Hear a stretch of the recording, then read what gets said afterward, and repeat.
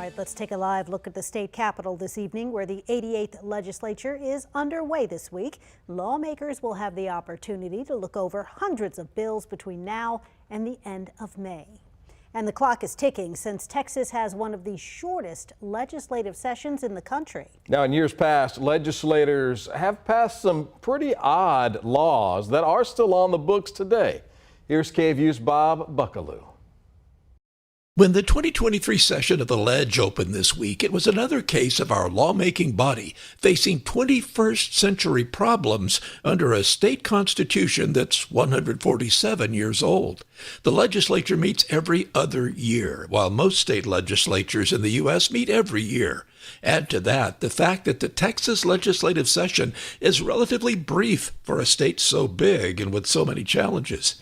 They meet just 140 days, while most other state lawmakers meet anywhere from 6 months to a full year.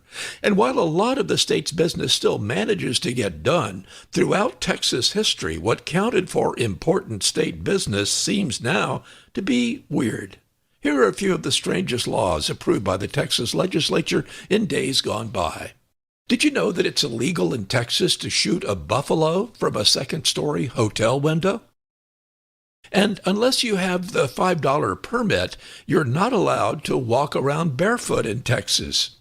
There's a Texas law that bans the entire Encyclopedia Britannica because it contains a formula for making beer at home.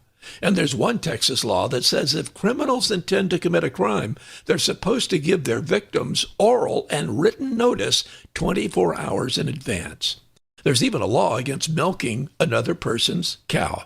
Finally, one of the weirdest things the Texas legislature did was in 1971 when they unanimously approved a resolution honoring Albert DeSalvo.